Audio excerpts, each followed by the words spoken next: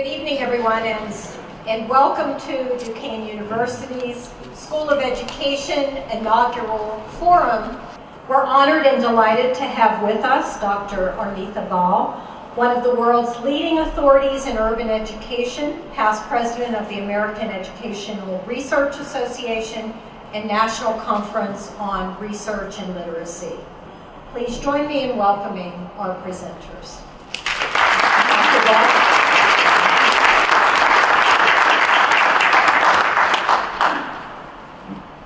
Good evening, ladies and gentlemen.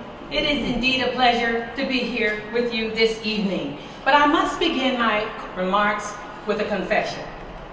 I was preparing for this talk and I was looking at the stats on what's going on in Pittsburgh and surrounding regions. I was working so hard, I drifted into a short little nap.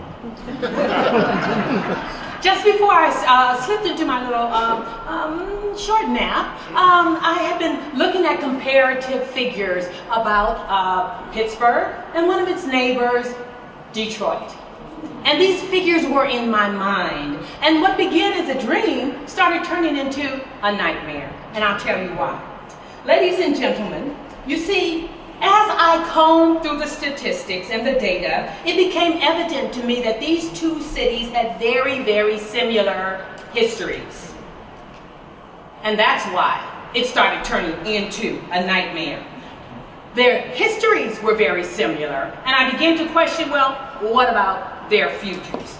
Both of these cities began as indigenous populations living here that moved into French trading posts. All right, so they started the same. They became industrial giants very soon thereafter. Pittsburgh with the steel mill, Detroit with the automotive industry. Both of them experienced a boom after World War II. Both had they were devastated by deindustrialization, and both were major cultural sites. Detroit with the Motown sound, and Pittsburgh, second only to Harlem with the Renaissance of culture. Ladies and gentlemen, however, today, as we look at Detroit, it is $25 billion in the red. It is not paying the pensions of its city workers, and yes, their education system is in a crisis. So I thought about the fact that as this dream was moving into a nightmare, I thought about, well, what about Detroit and what's going to happen with this dream?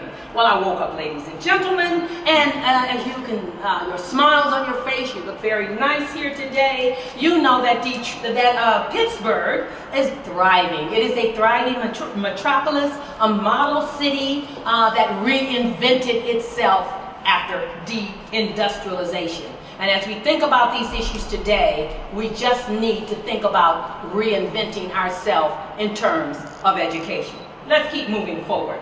After deindustrialization in the 60s and 70s and 80s, Pittsburgh made some good decisions. It has a bright future. It has been ranked as one of the #1 top cities in the country, and it remains a place with possibilities. But the jury is still out.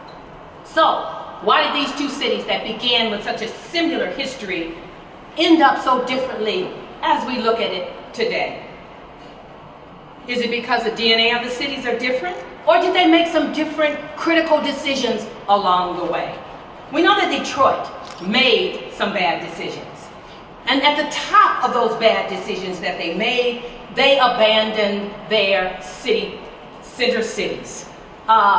With segregation, with the middle and the upper class moving away from the center cities, leaving those center cities to survive alone, without resources, without integration. All right? We know that it's a fact.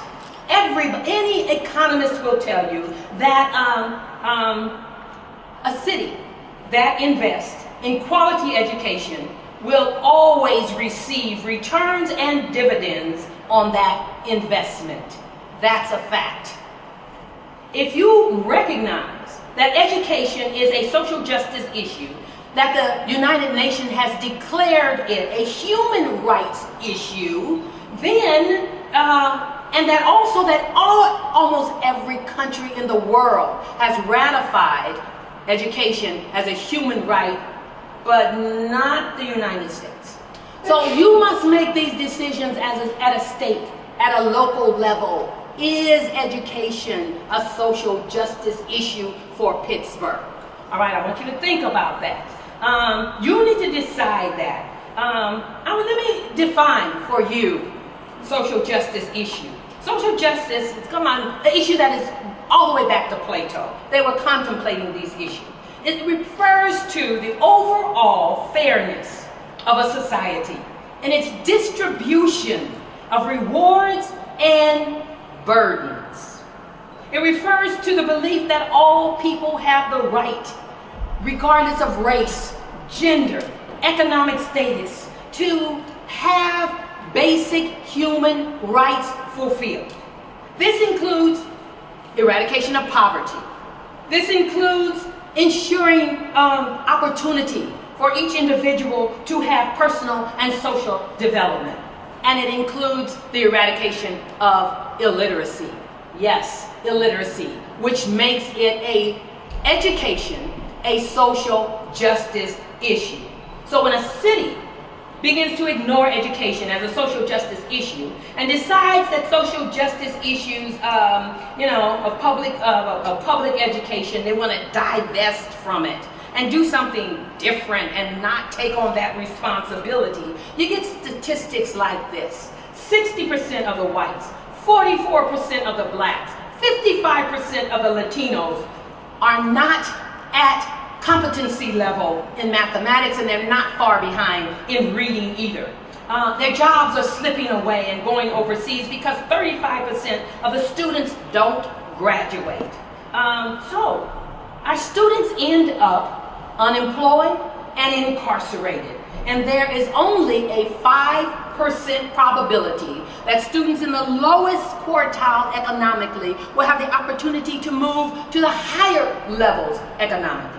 Now, ladies and gentlemen, when you look at the stats for Pittsburgh, graduation rates, scores on math and reading, not much better. It's better, but not much better for Pittsburgh. This is a social justice issue.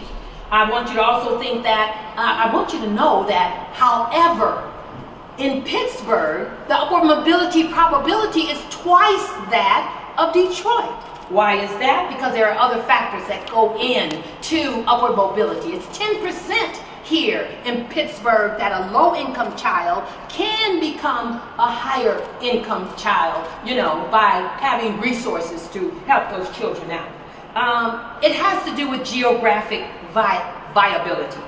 And because Pittsburgh has made some good decisions, they decided to reinvent itself in the 60s and the 70s. There is hope here in Pittsburgh. 2 times the probability for kids to move upwardly mobile because of infrastructure, because all the middle class has not divested itself from the center city, because there's mobility to get around and get to a job. There are a lot of things that have to do with mobility. And I do want you to know that Harvard and a UC Berkeley professor have looked at regions across the United States, and they have found that when it comes to moving up in life, where you live does make a difference. So, while Pittsburgh has done better than Detroit, we can do better. Now think about it, folks. Who's done better? Salt Lake City is better than the upward mobility rate than Pittsburgh. South Dakota, both of them are 12%. It's not too many these students maybe there are, but the one I'm picturing in Center City, Pittsburgh, well, there's a few of them in South Dakota and in Salt Lake City as well, and they have a better probability of moving upward. When you look at Pittsburgh and you look at our school system, This is what you would see if you reduced all of those people in our system into one classroom. That one classroom would look like this. 20 to 30 of them will qualify for free or reduced lunch. 3 of them will be in extreme poverty. 46 of them, most of them will speak different languages because there are 46 different languages spoken in the Pittsburgh public school system. 1 will be homeless, ladies and gentlemen. 6 will have moved 4 times before they went into the 3rd grade. And 5 will have been physically, emotionally, or verbally, or sexually abused. This is a social justice issue. If you have students in these kinds of classrooms and represented by our district, do you not feel that it is our responsibility to think about what we can do to work together on behalf of these students to give them an opportunity, if they're willing to work, to move upwardly mobile? So, if you ignore social justice issues, your fastest growing population in this city will end up remaining a drain on your society. Your jobs will go overseas, the students will be unemployed, and they will end up being incarcerated. So, I suggest, first of all, at your tables today, have a conversation among yourselves.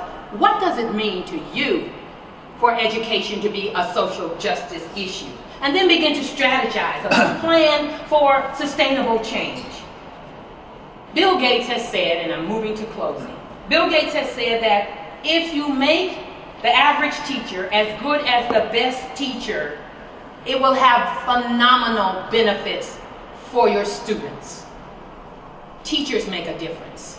You should have good teachers, not just good. Your best teachers should be in these classrooms with these struggling students. And he said it, and guess what? He's right. And guess what? We can have the best teachers in these schools if we determine that that is a priority for us. And so I just wanted to say that there are 4 factors that correlate with upward mobility. Your size and dispersion of your middle class, civil engagement, strong families, and the quality of your K-12 education. The quality of your teachers in those classrooms need to be supported. Why? Because teachers are the #1 largest component that can make a difference for the children in your classroom. If you don't have the best teachers, if you don't support them, if you don't pay them adequately, you get what you pay for, ladies and gentlemen. #2, teachers are important because effective teachers have the ability to close the achievement and racial gap. Yes, they do. Those teachers at the 90th percentile can make a huge difference in a child's life in 1 year. And finally, the impact of an effective teacher will last a lifetime. In closing, I would like to say Nelson Mandela. I've done work for the last decade in South Africa and looked at their situation over there. They're making faster progress than we are, I will say. But he has said, education is the most powerful weapon that you can use to change the world. We are here today to begin that process and to begin those conversations. We have the research. We know how to educate children. We know what it takes because we do it every day in our affluent schools. We know how to educate them. Barbara Sizemore said years ago, we know what to do, but do we have the will? Ladies and gentlemen, I trust that you are here today because you have the will. And I think about the words from Nike, since they're another successful corporation. Hey folks, let's do it. I look forward to our continued conversation. Thank you.